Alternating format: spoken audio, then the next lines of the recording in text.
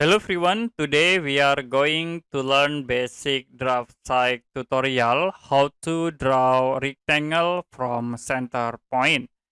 Okay, to draw rectangle, you can tap a rectangle, press enter, and if you want to draw from center, you can tap CA and press enter again.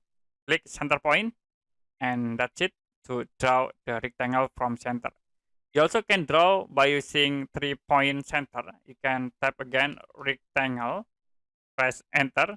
Now you can type 3P, press enter again, click for center point, and then you can set for radius. To drag here, I will set into 5, press enter, and then you can set to the top. For width, I will set into 5 again. Okay, that's it for a basic Draftsight tutorial how to draw rectangle from a center point. And if you have any question about this tutorial, you can comment below this video.